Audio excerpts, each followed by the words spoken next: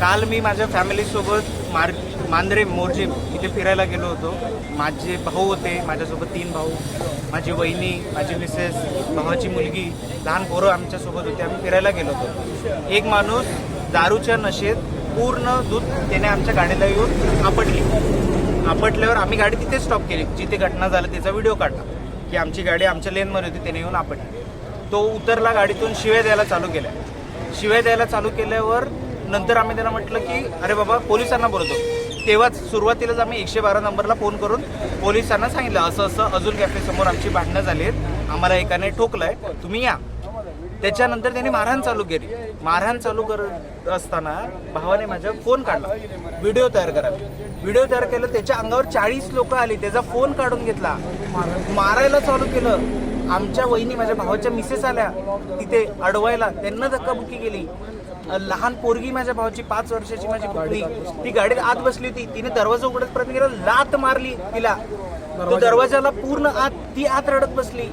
हे सगळं झालं. पोलिसांना आम्ही ही सगळी गोष्ट सांगितली तर पोलिसांचं आम्हाला उत्तर काय आलं, लोकांची भाषा काय, लोकांची भाषा पहिली काय की तुम्ही गोव्यात आलाच कशाला, फिरायला कशाला आला, आम्हाला टुरिस्टची गरज नाही, आम्हाला गरज नाही, तुम्ही इथे कशाला येतच कशाला. हे आमच्यावर भाषा सगळ्यांनी मारली. मोठी बॉटल फेकून माझ्या डोक्यात मारली इथे लांबून. आणि त्याच्यानंतर एवढं सगळं झाल्यावर पण आम्ही पोलिसांना फोन केला. पोलीस सांगतात की अहो लोकल असतील, दारू पिऊन असतील म्हणून केलं असेल, तुम्ही कशाला ह्याच्यात पडता, तुम्ही केस बीस काय कशाला करता, तुम्हीच अडकणार. आम्ही आमच्या सेफ्टीसाठी तिथून आलो परत आमच्या घरी सावंतवाडीत.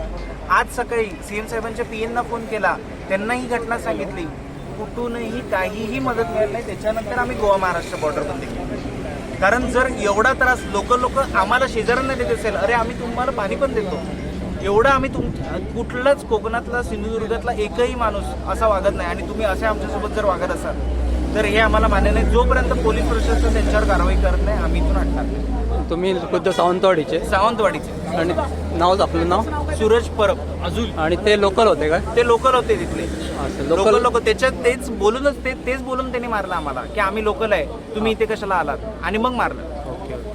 दगड उचलून मारलं, दगड हातात घेतात म्हणजे अटेम्प्ट टू मर्डर करायला लागले. आणि डोक्यात 5 फुटावर ना आम्ही सगळं सेफ झाल्यावर बॉटल आणि फेकली.